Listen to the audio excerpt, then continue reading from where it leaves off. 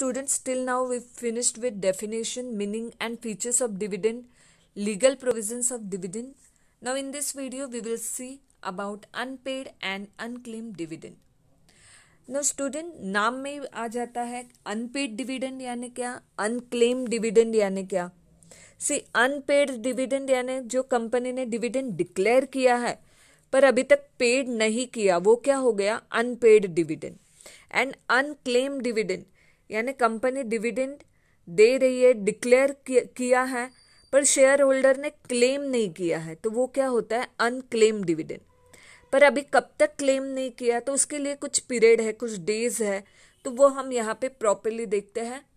C the dividend declared by company but has not been paid by it or claimed by a shareholder within 30 days of its declaration.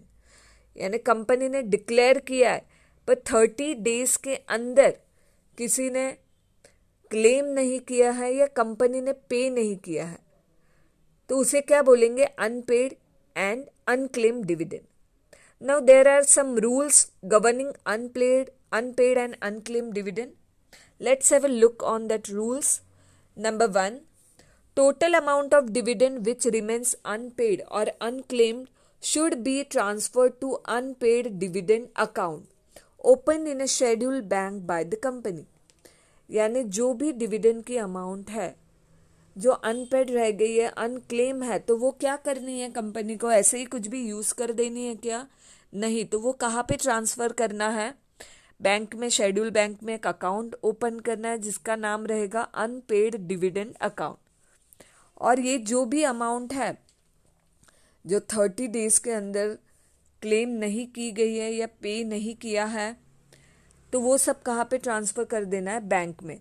तो वो कौन से account के अंदर आएगा, unpaid dividend account. Now C second point, this transfer, जो transfer करना है अनपेड डिविडेंड अकाउंट को, this transfer should be within 7 days of the end of 30 days within which payment was to be made. In other words, this transfer should happen within 37 days from the declaration of dividend. यानी company ने dividend declare किया है और वो पे नहीं किया है या किसी ने उसे क्लेम नहीं किया है 30 days के अंदर नहीं किया, तो वो 30 days हो गए.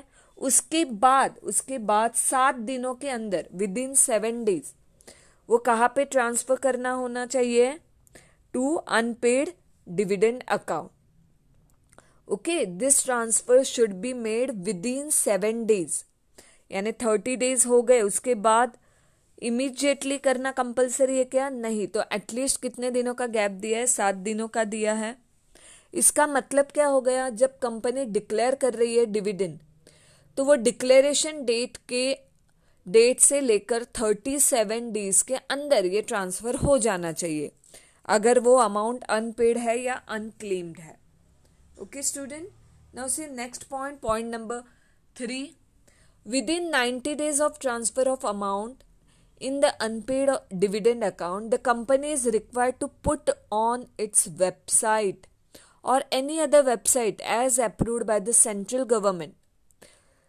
90 days के अंदर ये, यानी एक बार ये अकाउंट को ट्रांसफर हो गया अमाउंट अनपेड डिविडेंड अकाउंट को, उसके बाद 90 दिनों के अंदर विद इन 90 days ये अमाउंट ट्रांसफर होने के बाद 90 दिनों के अंदर कंपनी को क्या करना है, कंपनी की जो ऑफिशियल वेबसाइट रहेगी उसके ऊपर या फिर कोई भी ऐसी वेबसाइट जो सेंट्रल गवर्नमेंट ने अप्रूव की है इस चीज के लिए, तो उसके ऊपर एक स्टेटमेंट डालनी है. कौन सी स्टेटमेंट रहेगी, statement which shows names, last known address and unpaid amount payable to each shareholder. वो स्टेटमेंट में क्या रहेगा, जिसकी यानी वो अनपेड अमाउंट है डिविडेंड की, तो वो उसका नाम रहेगा, उसका लास्ट जो कंपनी को पता है उसका एड्रेस वो रहेगा, और जो अमाउंट नहीं पे की गई है उसे अनपेड, तो वो अमाउंट वहाँ पे सब स्टेटमेंट में डालना है. और वो स्टेटमेंट कहाँ पे डालनी है, कंपनी की वेबसाइट के ऊपर या फिर कोई भी सेंट्रल गवर्नमेंट ने जो वेबसाइट बताई है उसके ऊपर ये इंफॉर्मेशन डालनी है. See here, on the screen you can see ये बॉम्बे स्टॉक एक्सचेंज के वेबसाइट के ऊपर अनपेड डिविडेंड अकाउंट की लिस्ट है। हर साल ऐसी लिस्ट आती है। See here, you can see over here. यहाँ पे स्टार्टिंग में आपको दिया गया है see folio, then name, warrant number, total shares, net amount, address two. ये देखो बीच में दिया हुआ है dividend unpaid register for the year interim 2016-17, then address 3, address 4, pin code. तो ये क्या हो गई, लिस्ट हो गई अनपेड डिविडेंड की। तो हम पॉइंट नंबर सी देख रहे थे यहाँ पे, उसमें क्या दिया हुआ है, within 90 days unpaid dividend की जो अमाउंट है अकाउंट अनपेड डिविडेंड अकाउंट का, वो स्टेटमेंट कहाँ पे डालना है, वेबसाइट में, within 90 days. C fourth point, any claimant to the unpaid dividend account may apply to the company for the payment of money claimed। जो ये अमाउंट यानी कंपनी ने क्या किया, अनपेड डिविडेंड का अमाउंट था वो अनपेड डिविडेंड अकाउंट को ट्रांसफर कर दिया और बाद में वो वेबसाइट के ऊपर पूरा स्टेटमेंट डाल दिया, यानी जिसका डिविडेंड बाकी है उसका नाम, उसका एड्रेस, उसका कितना अमाउंट पेएबल है, तो वो सभी इंफॉर्मेशन वेबसाइट के ऊपर डाल दी within 90 days of transfer of amount in the unpaid dividend account.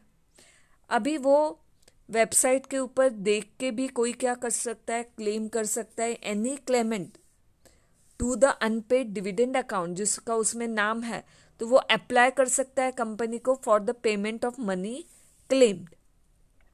अभी ऐसा भी हो सकता है कि बहुत साल हो गए पर अभी तक वो क्या हुआ है, वो पैसा किसी ने भी क्लेम नहीं किया, तो फिर वो क्या हो गया, ऐसा ही पड़ा है। तो वो कहाँ पे ट्रांसफर करना है, तो वो हम देखते हैं नेक्स्ट पॉइंट में।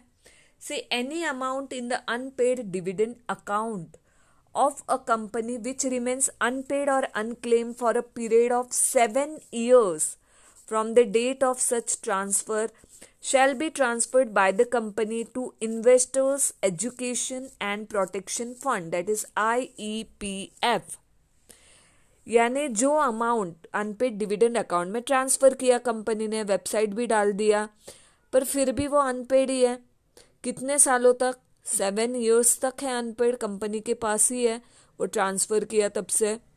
तो बाद में see what is given 7 years from the date of such a transfer, तो वो कहाँ पे बाद में ट्रांसफर करना है कंपनी को, IEPF में। अभी IEPF ये क्या है, IEPF ये सेंट्रल गवर्नमेंट ने सेटअप किया है। किसने सेटअप किया है, सेंट्रल गवर्नमेंट ने। This authority setup in the year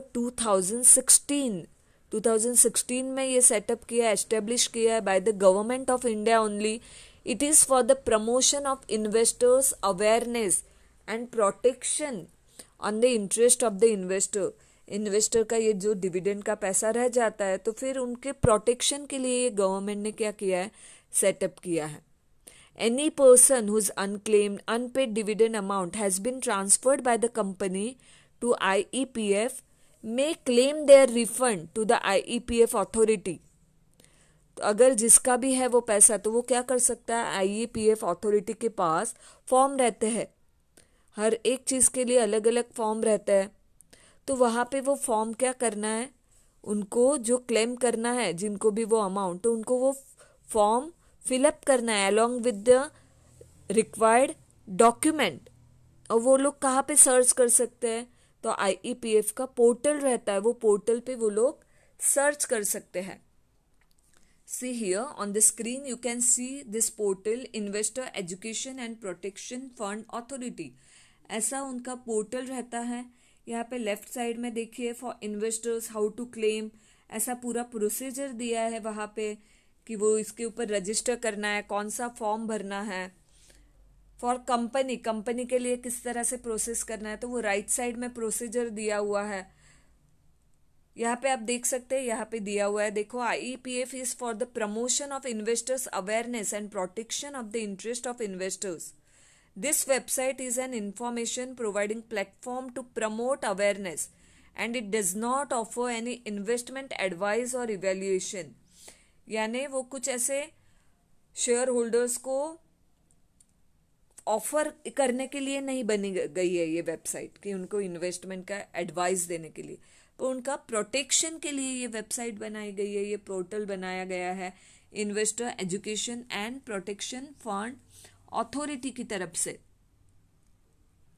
समझ में आ रहा है आपको स्टूडेंट? जो पैसा अनक्लेम रहा है विद इन 7 years वो बाद में कहाँ पे ट्रांसफर करना है? IEPF में। सिर्फ point number E again, any amount in the unpaid dividend account of a company, any amount in the unpaid dividend account of a company which remains unpaid for a period of 7 years from the date of such a transfer shall be transferred by the company to the IEPF, that is Investors Education and Protection Fund. See point number F, claimant of money will have to follow the procedure and submit necessary document to get claim from IEPF along with a statement in the prescribed form which gives details of such transfers. जो भी Clement है, अभी suppose मैंने dividend claim नहीं किया था तो बाद में वो IEPF में ट्रांसफ़र हुआ, बाद में मैंने वो पोर्टल के ऊपर देखा, तो बाद में मुझे क्या करना है? वो क्लेम करना होगा तो पूरा प्रोसीजर फॉलो करना है, नेसेसरी डॉक्यूमेंट सबमिट करने हैं, फॉर्म भरना है IEPF का to get claim from IEPF. अभी इसमें IEPF में बहुत सी अमाउंट ट्रांसफ़र होती है, जैसे अनक्लेम डिविडेंड रहता है, फिर मैच्योर डिपॉजिट है कंपनी का जो डिपॉजिट होल्डर ने क्लेम नहीं किया है, वैसे ही मैच्योर डिबेंचर्स है कंपनी के जो डिबेंचर होल्डर ने क्लेम नहीं किए। तो ऐसा जो भी उनके पास पैसा है वो सब यहाँ पे ट्रांसफ़र कर देना है। See till last year nearly 800 claims क्या हो गए हैं? क्लियर हो गए हैं IEPF की तरफ से। एक एग्जाम्पल देखने जाए तो in April last year Peerless General Finance and Investment company had deposited over ₹1,500 crore in the fund which it had owed its investors for more than 15 years. जितना उनके पास पैसा आ गया था कि 15 सालों तक इतना पैसा क्लेम नहीं किया गया था, तो वो कंपनी ने यहाँ पे ट्रांसफर किया. Then this amount will be used for clearing their claims as well as for promotion of investors awareness and protection on the interest of investors. Clear students? तो ये हो गया unpaid and unclaimed